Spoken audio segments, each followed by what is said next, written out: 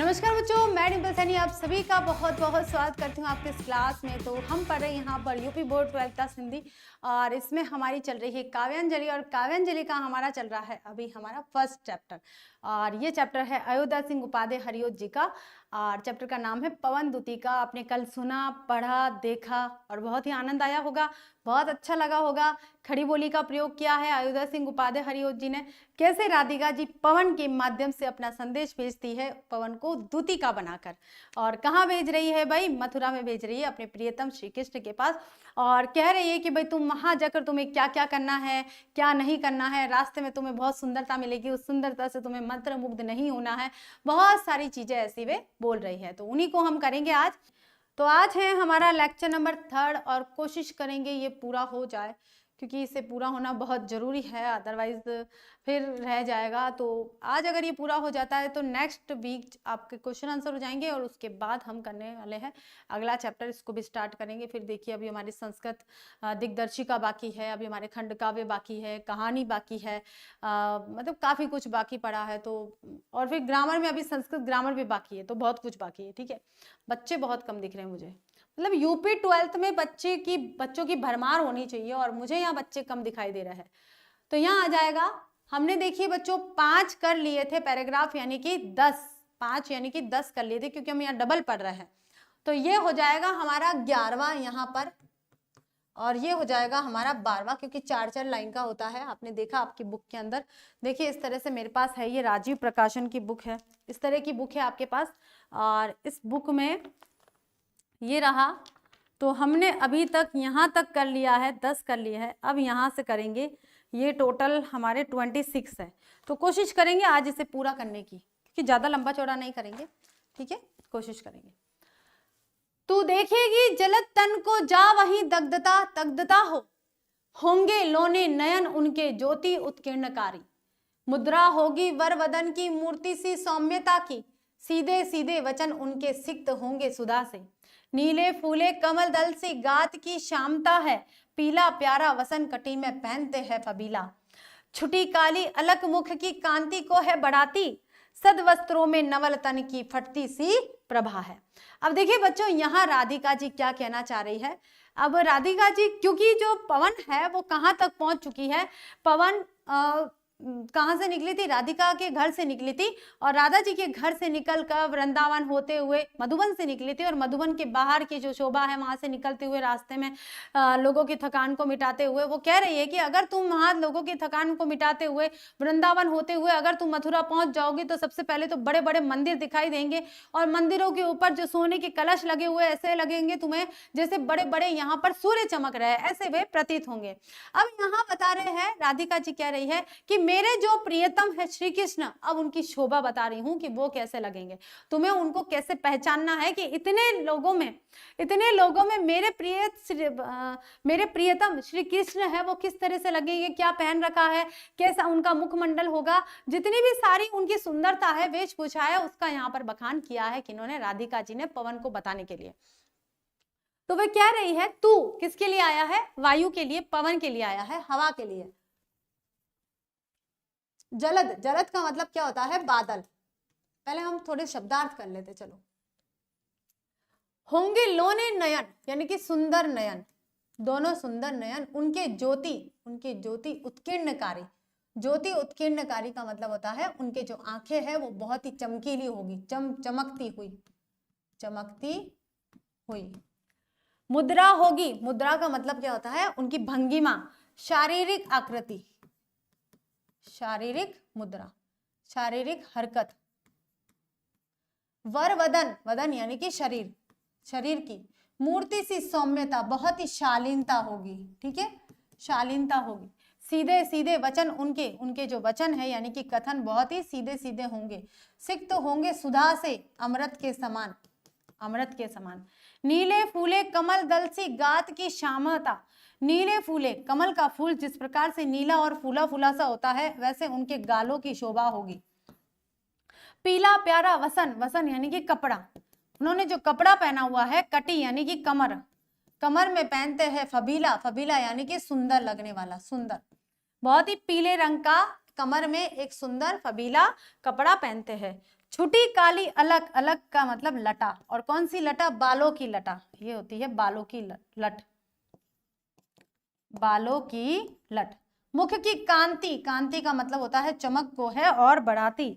सदवस्त्रों में नवल, नए अच्छे मतलब साफ वस्त्रों में नया तन की फटती सी प्रभा, प्रभा का मतलब भी होता है आभा, चमक, चमक। ठीक है, अब यहाँ पर राधिका जी है वो पवन दुतिका से कह रही है कि तू देखेगी जलत तन को जा वहीं तगदता हो, कि तू उस जलत तन को यानी कि श्याम वर्ण यानी कि बादलों का जो रंग होता है, ऐसे रंग के शरीर को जब तुम देखोगी तो तुम वहीं मंत्र मुग्ध हो जाओगी, वहीं वो वहीं श्याम होंगे, वहीं मेरे श्याम होंगे।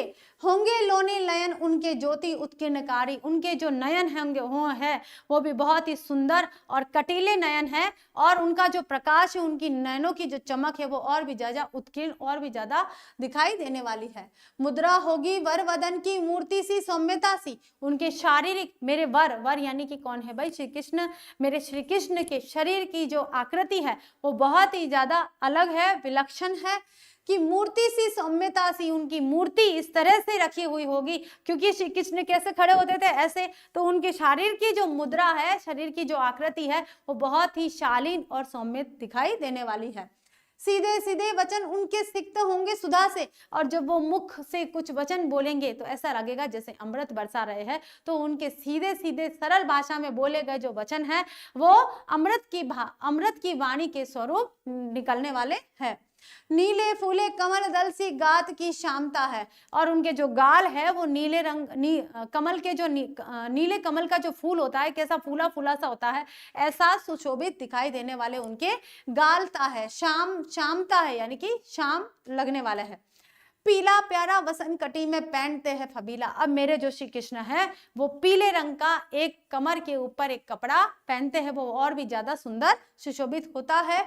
छोटी काली अलग मुख की कांति को है बढ़ाती, और उनके बालों की, घुंघराले बालों की जो लट है और गाल पर आ जाती है तो उनके मुखमंडल की और भी चमक को बढ़ा देती है।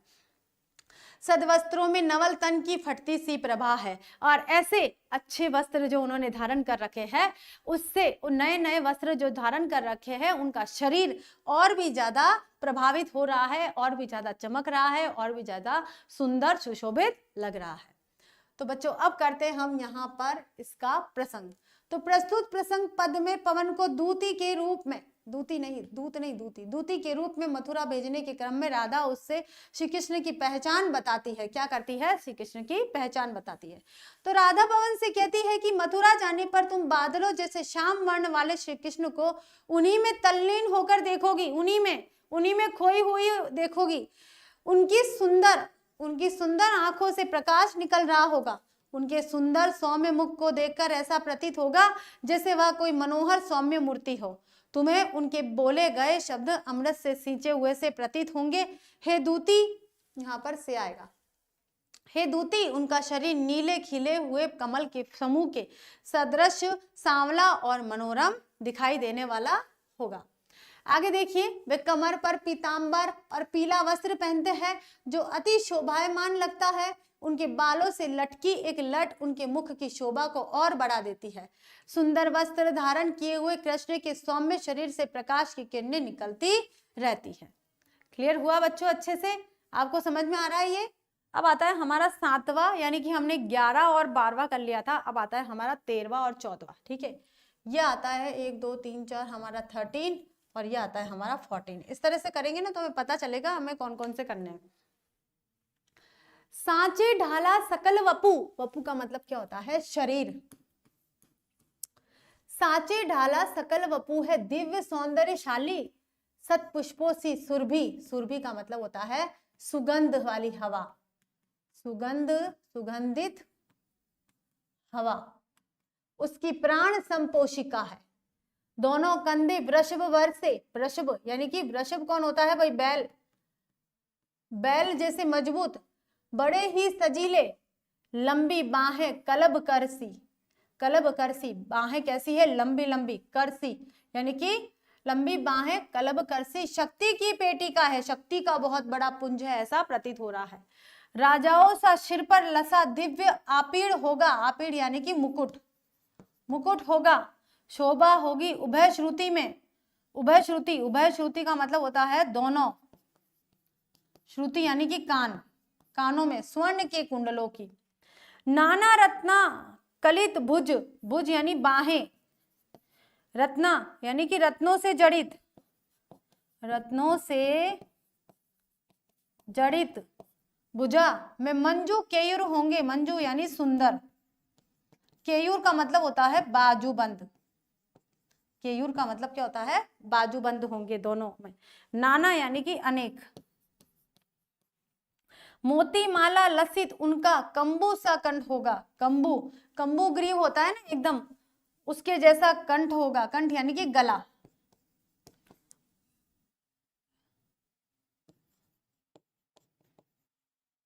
भरा हुआ। अब देखिए हम इसका अर्थ करते हैं, यानी कि प्रसंग तो आपको पता है क्या लिखना है, पहले हम इसका भावार्थ कर देते हैं कि सांचे ढाला सकल वपु है दिव्य सौंदर्यशाली। उनका जो पूरा संपूर्ण शरीर है ऐसा लग रहा है जिसे सांचे में ढाल कर उसे बनाया गया है।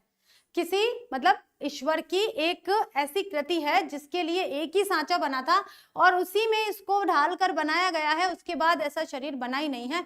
ऐसा सुंदर और सौंदर्यशाली शरीर है मेरे प्रियतम श्री कृष्ण का। राधा जी कह रही है दूतिका पवन से, पवन दूतिका से कह रही है कि मेरे प्रियतम श्री कृष्ण का जो शरीर है वो ऐसा लगता है जैसे सांचे में ढाल कर और बहुत अच्छी तरह से तराश कर फिर विधाता की कोई ऐसी कृति है जिन्होंने उसे बनाया है और वो बहुत ही ज्यादा दिव्य सुंदर लग रहा है। सतपुष्पों सी सुरभि उसकी प्राण संपोषिका है। अब सतपुष्पों, ये जो सच्चे फूल है, वो सच्चे फूल है यानी कि सच्चे मन की जो भक्ति है वो जो फूलों का काम कर रही है, उससे पोषण प्राप्त हुआ है। किसे? मेरे प्रियतम श्री कृष्ण के प्राणों को ऐसे सच्चे मन की भक्ति के स्वरूप जो पुष्प प्राप्त हो रहे हैं उनसे पोषण प्राप्त हुआ है। और मैं उसी की सतपुष्पों सी सुगंध, उसी के मतलब मेरे प्रियतम श्री कृष्ण के चरणों के जो पुष्प है उनकी सुगंध जब आ जाती है तो मेरे प्राण में पोषण आ जाता है, उसी से मैं संपोषिका हो रही हूँ, उसी की सुगंध से मैं अपने आप को तृप्त करना चाहती हूँ। अब देखिए आगे देखिए, दोनों कंधे वृषभ वर्ष से, मेरे जो प्रियतम श्री कृष्ण है उनके जो कंधे हैं वो कैसे है? बैल के जैसे शक्तिशाली कंधे हैं दोनों, बड़े सजीले और बहुत ही ज्यादा सजीले हैं, नहीं गठित है, गड़े हुए हैं। लंबी बाहें कलब करसी, जो बाहें हैं बहुत ही लंबी लंबी है, बड़ी बड़ी है। कलब कर, कर यानी क्या होता है भाई? कर, कर यानी क्या होता है? हाथी। और कलब यानी सूंड, कि उनकी जो बाहें हैं हाथी के सूंड की भांति लंबी लंबी है। शक्ति की पेटी का, शक्ति की पेटी है यानी शक्ति का बॉक्स है, शक्ति का भंडार है उनकी बाहें। राजाओं सा सिर पर लसा, लसा यानी कि सजा हुआ, सजा हुआ या पहना हुआ। राजाओं के सिर पर जैसे मुकुट पहना हुआ रहता है वैसे मेरे प्रियतम श्री कृष्ण के मुख पर भी एक दिव्य मुकुट पहना होगा। शोभा होगी उभय श्रुति में स्वर्ण के कुंडलों की, और मेरे प्रियतम श्री कृष्ण के दोनों कानों में सोने के कुंडलों की शोभा होगी, दोनों कानों में सोने के कुंडल धारण किए हुए होंगे। नाना रत्ना कलित भुज में मंजू केयूर होंगे, और अनेक रत्नों से जड़ित मेरे श्री कृष्ण के भुजाओं पर केयूर होंगे यानी कि बाजूबंद होंगे। बाजूबंद यही पहने जाते हैं, तो अनेक प्रकार के रत्नों से जड़ित मेरे श्री कृष्ण के बाजुओं में बाजूबंद लगा होगा। मोती माला लसित उनका कंबू सा कंठ होगा, और मोतियों की माला से लसित उनका कंठ भरा हुआ होगा, यहाँ पे सजा हुआ होगा। तो यहाँ पर जो राधा जी है वो श्री कृष्ण के शोभा का या श्री कृष्ण के शरीर का या श्री कृष्ण के पहने हुए गहनों का वर्णन कर रही है। प्रस्तुत पद में राधा द्वारा पवन को कृष्ण की शोभा बताई जा रही है ताकि वह उन्हें आसानी से पहचान ले कि श्री कृष्ण कैसे लगते हैं। तो राधा पवन से कृष्ण की शोभा का गुणगान करती हुई कहती है कि उनका संपूर्ण शरीर सांचे में ढला हुआ अर्थात सुडोल है, जिसे देख अलौकिक सौंदर्य के दर्शन का आभास होता है। उनके शरीर से निकलने वाली सुगंधित पुष्पों के सदृश सुगंध प्राणों का पोषण करने वाली होती है और मन को आह्लादित करने वाली होती है, मन को प्रसन्न करने वाली होती है। उनके कंधों को देखने से ऐसा प्रतीत होता है जैसे वे उत्तम कोटि के सांड के कंधे हो या बैल के कंधे हो, यहाँ कहने का भाव यह है कि श्री कृष्ण के कंधे अति बलिष्ठ है, यानी कि बहुत ही उनमें ताकत है, बलवान है। राधा आगे कहती है कि कृष्ण की भुजाएं हाथी के सूंड के समान बल की पिटारी है, अर्थात अति शक्तिशाली है। हाथी की सूंड भी बहुत शक्तिशाली होती है, बड़े बड़े पेड़ों को गिरा देती है। ऐसे उनकी जो भुजाएं है, उनके हाथ है, वो भी बहुत लंबे लंबे और बलशाली है। उनके मस्तक पर राजाओं के समान अपूर्व सौंदर्य से युक्त मुकुट विराजमान होगा। उनके दोनों कान मनोहर स्वर्ण कुंडलों से सुशोभित होंगे। वे अपनी दोनों भुजाओं में रत्न जड़ित भुजबंद धारण किए हुए होंगे। शंख जैसी सुंदर और सुडौल दिखने वाली उनकी गर्दन में मोतियों की माला होगी। ऐसे मेरे प्रियतम श्री कृष्ण होंगे जिनके पास जाकर तू मेरा संदेश सुनाना। चलिए अब करते हैं हम यहाँ अगला। तो अभी तक हमारे 11, 12, 13, 14 हो चुके हैं। तो ये आ गया हमारा 15 और ये आ गया हमारा 16। ठीक है।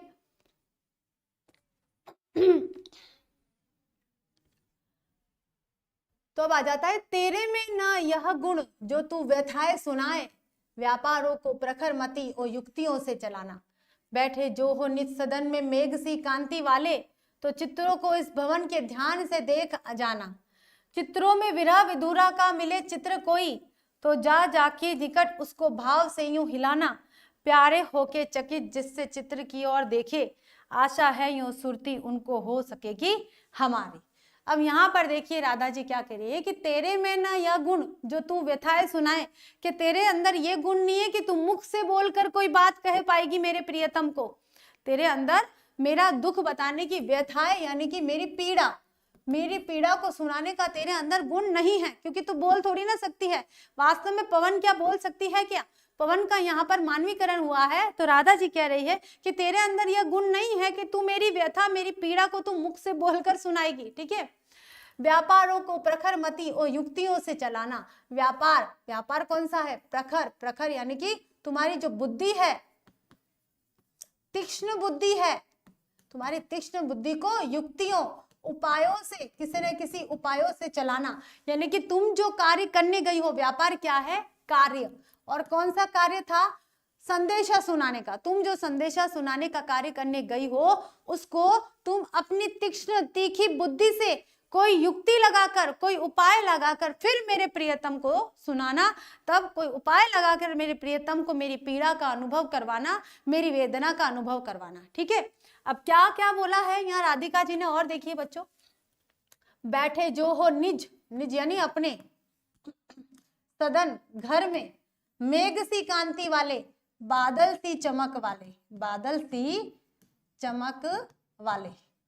शब्दार्थ लिखने में बहुत समय लगता है, लेकिन है ना, लिखना बहुत जरूरी है, क्योंकि ये नहीं लिखेंगे तो आप कैसे समझ पाओगे कि अगर वे बैठे हो अपने घर में जिनका शरीर बादल जैसा चमकने वाला है। ठीक है। वे कैसे दिखते हैं? घनश्याम बोलते हैं ना हम, तो घनश्याम क्यों है? क्योंकि वे घन के जैसे दिखते हैं। और घन क्या होते हैं बच्चों? बादल। तो श्याम कैसे है भाई? जैसे बादल श्याम रंग के होते हैं, वैसे ही मेरे प्रियतम श्री राम है, श्री कृष्ण है। और श्री कृष्ण कैसे है? श्याम, यानी कि मेघ की जैसी कांति वाले हैं, बादलों की जैसी चमक वाले। तो जब मेरे प्रियतम श्री कृष्ण जो बादलों की जैसी चमक वाले हैं, जो अपने घर में बैठे होंगे, तो चित्रों को इस भवन के ध्यान से देख जाना। तो तू क्या करना कि सारे चित्रों को, जो भी घर है उस घर के अंदर जितने भी चित्र लगे हुए हैं, उन चित्रों को तू ध्यान से देख लेना। और फिर क्या करना? चित्रों में से विरह विधुरा कौन है भाई?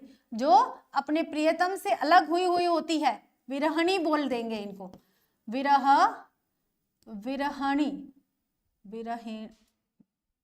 विरहणी। ठीक है। जो विरहणी है वो कह देंगे वियोग की वियोगनी।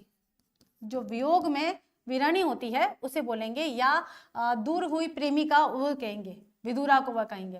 तो जैसे चित्रों में विरह विधुरा का मिले चित्र कोई, तो तू क्या करना? वे पवन दुतिका से कह रहे हैं कि तू क्या करना, अगर तू पूरे घर में देख रही है बहुत सारे चित्रों को, उसमें से जो चित्र विरह विरहणी का कोई दिखाई दे रहा है, कोई दुख यानी कि अपने प्रियतम से दूरी के समान, जब कोई दूरी हो गई है और उसके कारण कोई प्रियतमा है, कोई विरहिणी है, और वह संताप और पीड़ा के कारण वह बैठी हुई सी उस चित्र में दिखाई दे रही है, तो तो जाके निकट उसको भाव से यूं हिलाना। फिर तू क्या करना, उस चित्र को जोर जोर से अपनी हवा के दम पर हिलाना। ठीक है। प्यारे होके चकित आश्चर्य जिससे चित्रों की ओर देखे, और फिर प्यारे, क्योंकि अचानक से तू एक ही चित्र को हिलाएगी तो मेरे प्रियतम श्री कृष्ण अचानक से उस चित्र को देखेंगे और उसकी तरफ अपना ध्यान आकर्षित करेंगे। आशा है यो सुरती उनको, सुरती यानी कि याद, उनको हो सकेगी हमारी, क्या आशा है उस चित्र को देखकर हो सके उनको मेरी याद आ जाए। तो हे पवन तुम मेरा इतना काम कर देना। तो बच्चों आपको समझ में आ रहा है अच्छे से? ठीक है, चलिए अब करते हैं हम इसका प्रसंग कि प्रस्तुत प्रसंग पदांश में प्रसंग आ गया है कि प्रस्तुत पदांश में राधा श्री कृष्ण के पास भेज रही पवन को समझाती है कि मुख विहीन होने पर भी किस प्रकार विभिन्न क्रियाकलापों के माध्यम से वह उन्हें अपना संदेश सुनाए। कि मुख विहीन यानी कि पवन के पास मुंह नहीं है, तो मुंह नहीं है फिर भी वो अपना मेरा जो संदेशा है वो प्रियतम को कैसे सुनाएगी, वो आइडिया भी राधा जी दे रही है। तो राधा पवन से कह रही है कि तुम कृष्ण के सम्मुख मेरे दुखों को वाणी से कह पाने में असमर्थ हो, इस कारण मेरी व्यथा और संदेश को उन तक पहुंचाने में अपनी तीव्र बुद्धि और विवेक का प्रयोग करते हुए उचित क्रियाकलाप या क्रिया व्यापार के माध्यम से अपना कार्य पूर्ण करना। यदि मथुरा पहुंचने पर तुम्हें मेरे प्रियतम जो बादलों की कांति के सदृश प्रतीत होते हैं, बादलों की चमक के समान दिखाई देते हैं, आप ऐसे भी लिख सकते हो, अपने घर में बैठे मिले, तब तुम भवन के सारे चित्रों को ध्यान पूर्वक देखना। पहले तो सबको देखना, उसके बाद क्या करना। राधा आगे कहती है कि यदि उन चित्रों में वियोग से व्यथित किसी स्त्री का चित्र दिखे तो तुम उसके निकट पहुंचकर उसे इस भाव से हिलाना कि मेरे प्रियतम मेरे प्रिय विस्मय के साथ उसे देखने लगे। और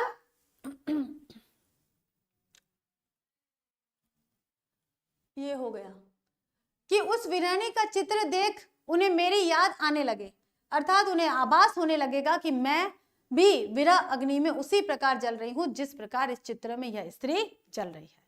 ठीक है बच्चों, आगे चलते हैं। अब आ जाता है हमारा, कितना हो गया था, 14 और 15 शायद हो चुका था, है ना। देख लेते एक बार, कितना मैं भूल जाती हूँ। 15 और 16 हो गया। ठीक है, ये हो गया हमारा 17 और ये हो गया है 18। अभी कितने हैं, 26 बाकी है बच्चों। तो करेंगे, चलो रुकेंगे थोड़ी ना हम लोग। जो कोई भी इस सदन में चित्र उद्यान का हो, उद्यान मतलब बगीचा, ठीक है, सदन यानी घर, पता है ना आपको। ओहो प्राणी विपुल उसमें घूमते बावले से, प्राणी विपुल यानी कि बहुत सारे, बहुत सारे, बावले पागल से, पागल से, तो जाके सन्निकट समीप उसके, ओ हिला के उसे भी, यो ओ यानी यो हिला के उसे भी, देवात्मा को, देवात्मा कौन है, कृष्ण, सुरती याद, ब्रज के व्याकुलों की, जो व्याकुल है, व्याकुल बेचैन है, कौन है बेचैन भाई, सभी बेचैन है, उनको याद करवाना। कोई प्यारा कुसुम, कोई प्यारा फूल, कुमला गेह मुरझा गया है, मुरझा गया हो, में जो पड़ा हो, उद्यान में कोई ऐसा फूल पड़ा हो जो मुरझा गया हो, तो प्यारे के चरण पर ला डाल देना उसी को। यो देना ए पवन बतला फूल सी एक बाला, बाला यानी बालिका, म्लाना हो कमल पग को चूमना चाहती है, म्लाना हो कमल पग, कमल रूपी पैरों को, कमल रूपी पैरों को,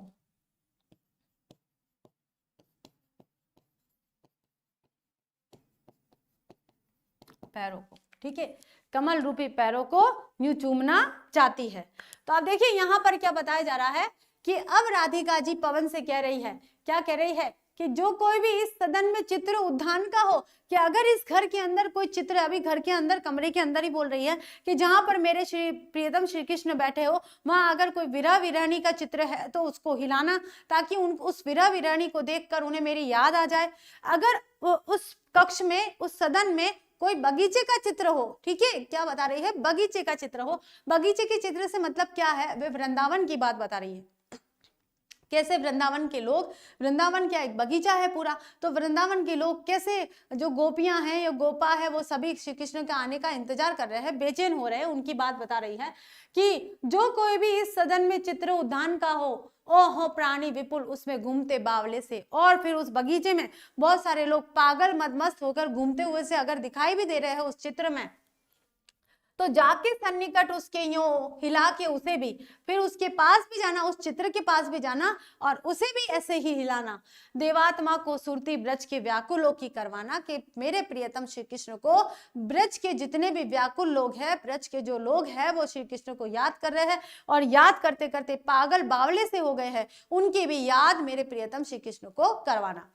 कोई प्यारा कुसुम कुमला गेह में जो पड़ा हो, अगर घर में, गेह यानी घर में, अगर कोई प्यारा सा फूल मुरझाया हुआ सा घर में पड़ा हो, तो प्यारे के चरण पर ला देना उसी को, तो उसे उड़ाकर, अपनी हवा की शक्ति से उड़ाकर, पवन वेग से उड़ाकर उसे प्यारे के चरणों पर ला देना। यूं देना ए पवन बतला तू फूल सी एक बाला, तू उन्हें एहसास करवाना, तू उन्हें एहसास करवाना एक फूल सी, ऐसी ही फूल सी एक बालिका है जो मुरझाई हुई सी, आपके बिना मुरझाई हुई सी, मथुरा में आज भी ब्रज में आज भी आपका इंतजार कर रही है। म्लाना हो कमल पग को चूमना चाहती है, कि आपकी याद में, श्री कृष्ण की याद में एक ऐसी ही फूल सी मुरझाई हुई बाला है जो म्लाना हो गई है, यानी कि थक गई है और अब ऐसी कांतिहीन हो गई है। म्लाना का मतलब कांतिहीन होकर कमल रूपी पैरों को चूमना चाहती है। जिस प्रकार से ये फूल आपके चरणों में है, वैसे वो भी आपके चरणों में आना चाहती है।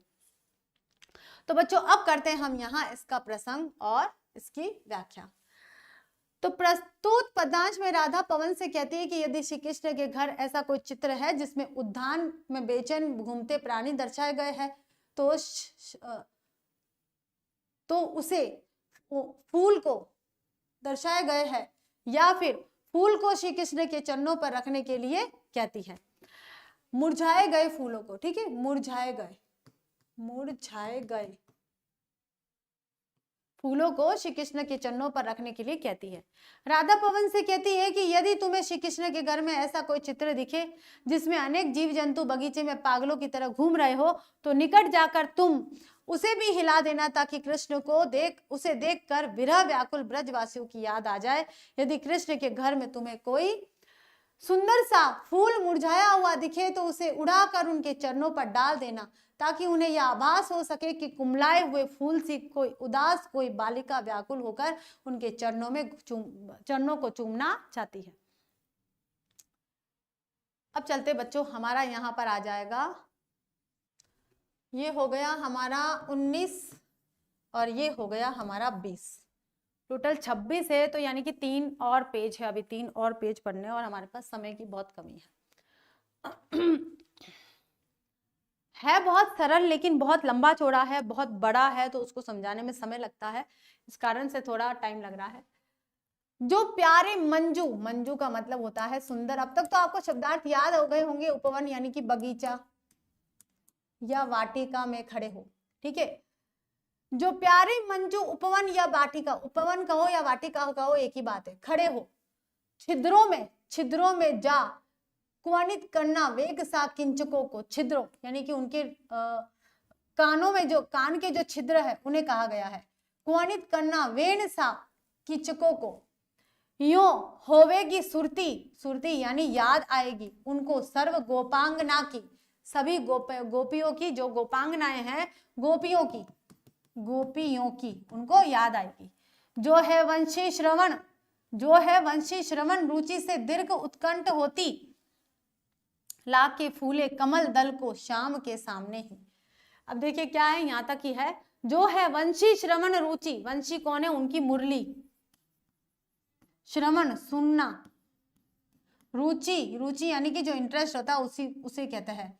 दीर्घ उत्कंठ रुचि मतलब जो कौन है भाई, जो गोपियां हैं वो श्री कृष्ण की मुरली की आवाज को सुनने के लिए अति व्याकुल हो रही है। उत्कंठ यानी कि व्याकुल या फिर उत्साहित हो रही है। लाके फूले कमल दल को शाम के सामने, कमल दल फूले जो फूले हुए कमल के जो पुष्प है उनको शाम के सामने लाके थोड़ा थोड़ा विपुल जल, थोड़ा थोड़ा विपुल जल में व्यग्र हो डुबाना, बहुत बड़े मतलब थोड़ा थोड़ा विशाल जल में, विशाल जल में व्यग्र हो डुबाना। यो देना ए भगिनी, भगिनी यानी बहन, जतला यानी कि बताना, बताना या एहसास कराना, एहसास कराना। एक अंब जनेत्रा, आंखों को ही विरह विदुरा वारी में बोरती। अंब जनेत्रा, जनेत्रा यानी कि इनके पिता का नाम है, जनेत्रा यानी कि अंब की पुत्री, अंबोराज की पुत्री, ठीक है। अंब जनेत्रा आंखों को ही विरह विदुरा वारी में ही बोरती। वारी यानी कि, वारी यानी कि पानी में, ठीक है, पानी में ही बोरती, डुबोती रहती है। अब देखिए यहाँ पर क्या बता रहे हैं कि राधिका जी पवन से कह रही है कि जो प्यारे मंजू उपवन, कि अगर प्रियतम मेरे घर से बाहर आ जाते हैं और बगीचे में खड़े होते हैं या किसी वाटिका में, उद्यान में खड़े हैं, तो छिद्रों में जो आकर्णित करना वेण सा कीचकों को, और उनके छिद्रों में जाकर कुछ ऐसा कहना ताकि उनका शरीर रोमांचित हो जाए।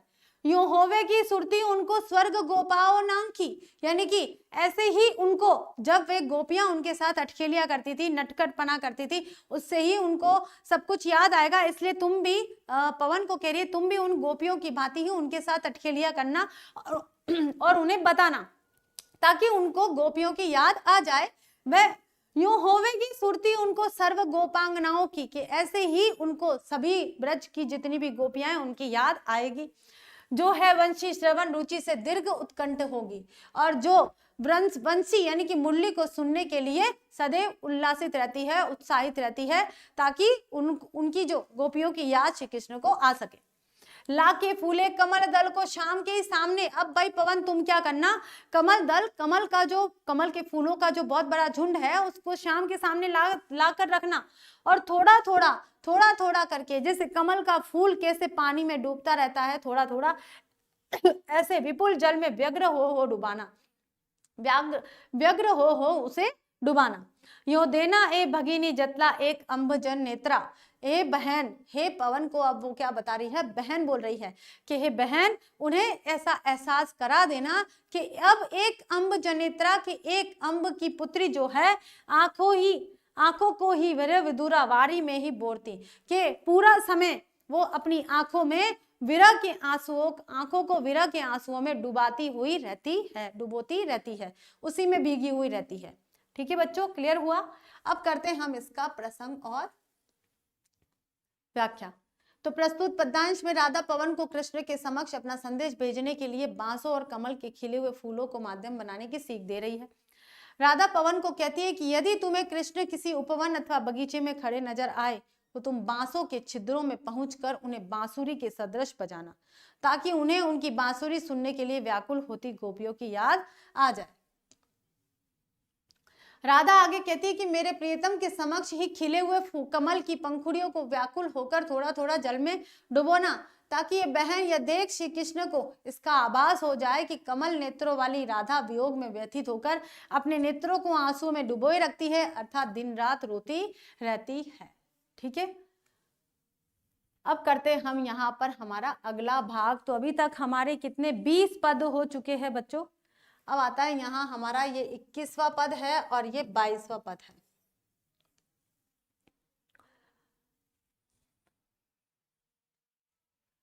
धीरे धीरे धीरे लाना वहन कर यानी उठाकर, अब उठाकर तो नहीं ला सकती इसलिए वो उड़ाकर लाएगी।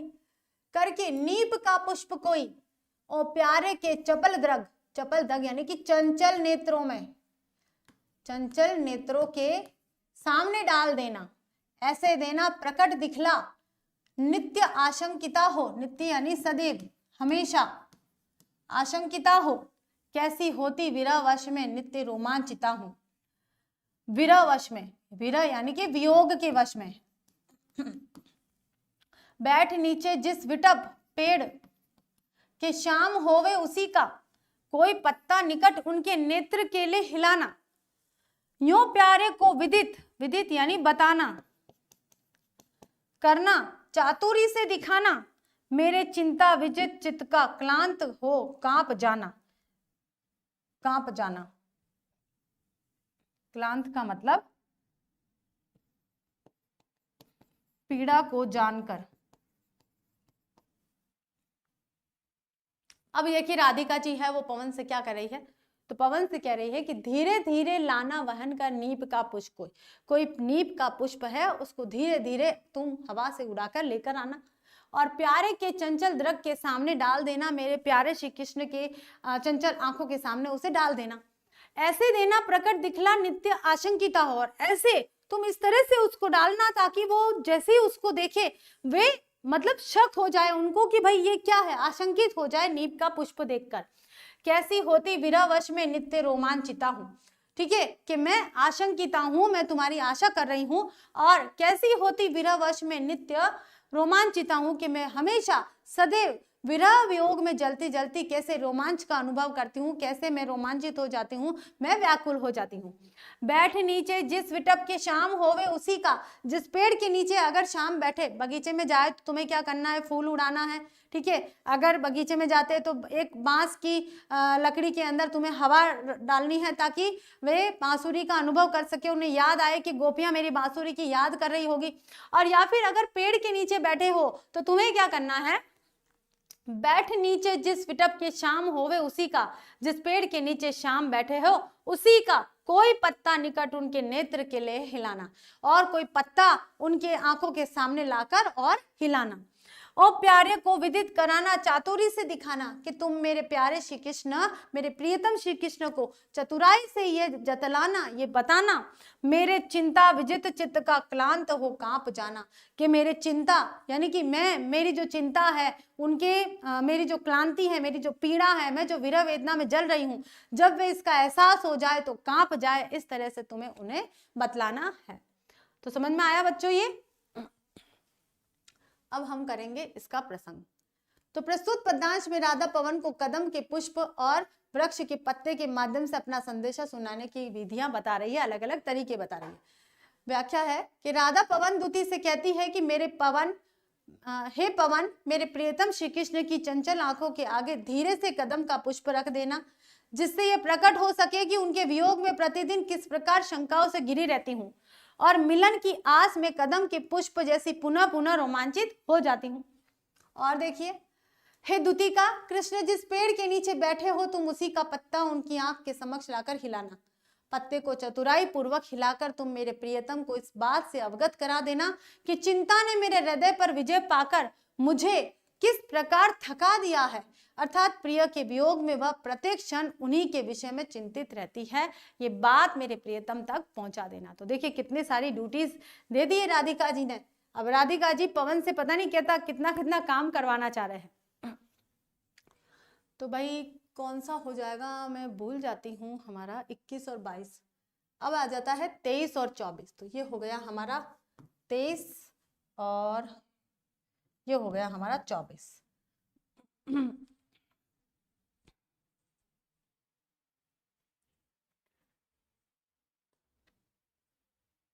सूखी जाती मलिन लतिका जो धरा में पड़ी हो, लतिका यानी लताएं, लताएं कैसी होती है, जो धरती पर ऐसे पड़ी हुई रहती है ना, बेल ऐसे ही चलती रहती है, जो लताएं है वो ऐसे ही चलती रहती है, या तो पेड़ के ऊपर जाएगी या फिर एक तो क्रीपर होती है और एक क्या होती है,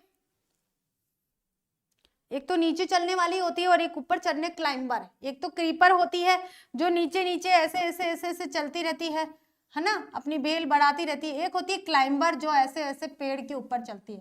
क्रीपर यानी नीचे चलने वाली। तो नीचे चलने वाली लताओं को बोला जा रहा है कि सूखी जाती मलिन लतिका जो धरा में पड़ी है, जो धरती पर जितनी भी बेल पड़ी है वो सारी की सारी लताएं सूख रही है, तो पांव के निकट उसको शाम के ला गिराना। अगर ऐसा तुम्हें दिखता है कोई बेल ऐसी सूखी सी पड़ी है जो धरती पर पड़ी है, और तब क्या करना, श्री कृष्ण जहां बैठे वहां पैरों के नीचे उसको ला देना। जो सीधे से प्रकट करना प्रीति से वंचिता हो, कि तुम सीधे सीधे उनको यह एहसास दिलाने की कोशिश करना कि कोई प्रेम से वंचित है, प्रीति से यानी प्रेम से, कोई वंचिता यानी कि वंचित, तुम वंचित यानी प्रेम से वंचित कोई तुम्हारा इंतजार कर रहा है। मेरा होना अति मलिन ओ सूखते नित्य जाना, कि मेरा होना, मैं यहाँ पर हूँ, कि मैं यहाँ पर हूँ और कोई और है मेरे लिए निरंतर सूखता सा जा रहा है। कोई पत्ता नवल तरु का पीत जो हो रहा हो, नवल तरु नए पेड़ का पीत पीला हो रहा हो, तो प्यारे के दृग युगल, दृग युगल यानी कि दोनों आंखों के सामने, दोनों आंखों के सामने ला उसे ही देना, धीरे धीरे संभल रखना और उन्हें यूं बताना, पीला होना प्रबल दुख से पोषिता सा हमारा। अब यहाँ पर राधिका जी कह रही है कि अगर कोई सूखी हुई सी लता है वो नीचे जा रही है तो उसे श्री कृष्ण के प्रियतम के पैरों के नीचे ला देना, ताकि उन्हें एहसास हो जाए कि कोई इसी तरह से आपके इंतजार में सूख रहा है। यूं सीधे से प्रकट करना प्रीति से वंचिता हो, कि तुम सीधे सीधे ऐसे उनको जतला देना कि कोई तुम्हारे प्रेम में, यहाँ पर प्रेम से वंचित है, जो यहाँ बहुत ज्यादा दुखी है।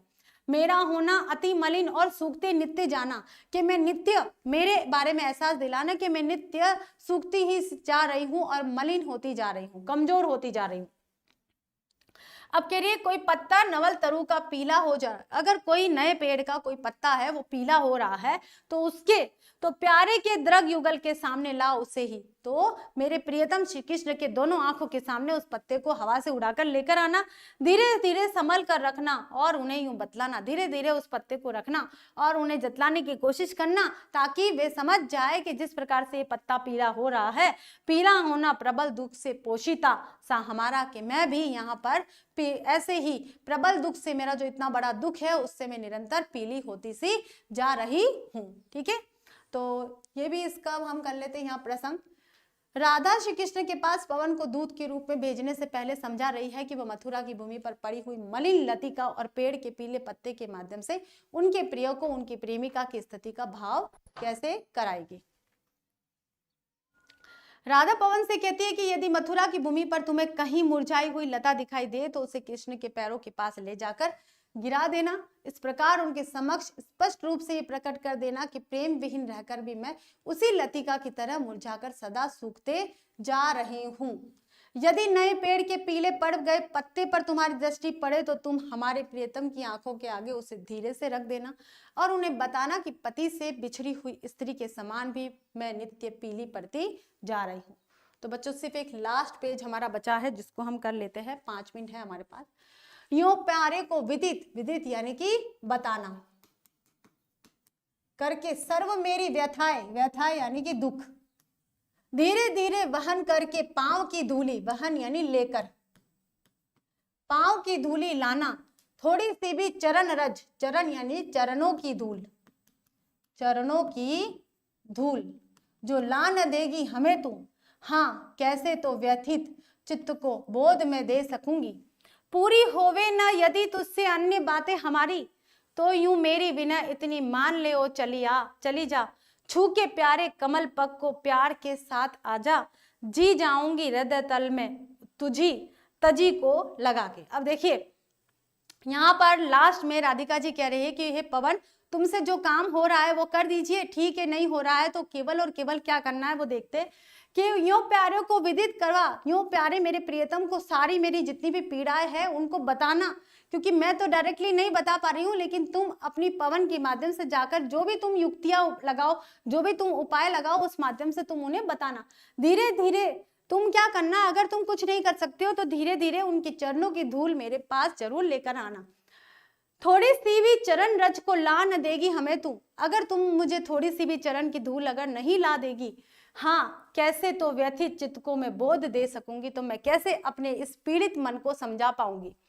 आगे देखिए, पूरी होवे न यदि तुझसे अन्य बातें, मैंने इतनी सारी जो बातें बोली है अगर तुमसे ये सारी पूरी नहीं होती है तो कोई बात नहीं, तो तुम मेरी विनय इतनी मान ले ओ चली जा, कि तुम मेरी विनती इतनी मान लो और यहाँ से चली जाओ और छू के प्यारे कमल पग यानी कि कमल रूपी पैरों को, कमल रूपी पैरों को प्यार के साथ आजा, उनके कमल रूपी पैरों को छूकर आजा और जी जाऊंगी हृदय तल में मैं तजी को लगा के, तुझी को लगा के, मैं अगर तुझी आ जाएगा कि मैं अपने हृदय तल में जब तुझको स्पर्श कर लूंगी तो मुझे ऐसा लगेगा, क्योंकि तू मेरे प्रियतम श्री कृष्ण के पैरों को छूकर आई है, तो मुझे ऐसा लगेगा मैंने अपने प्रियतम श्री कृष्ण के पैरों को स्पर्श कर लिया है, मुझे ऐसा एहसास होगा और मैं उसी एहसास के आधार पर मैं अपना संपूर्ण जीवन जी जाऊंगी। ठीक है बच्चों, तो अब करते हैं इसका प्रसंग कि प्रस्तुत पद्यांश में राधा पवन से कहते हैं कि वह श्री कृष्ण के पास जाकर उनके चरणों की धूल ले आए और यदि उससे कुछ भी ना हो सके तो बस उनके पांवों को छूकर ही चली जाए। व्याख्या है, श्री कृष्ण के वियोग में व्यथित राधा पवन दूतिका से कहते हैं कि मेरे द्वारा बताए गए उपायों को अपनाकर तुम श्री कृष्ण के समक्ष मेरी सारी व्यथाएं रखना और आते हुए उनके पैरों की धूल ले आना, क्योंकि उसके बिना मैं अपने दुखी मन को समझा नहीं सकूंगी।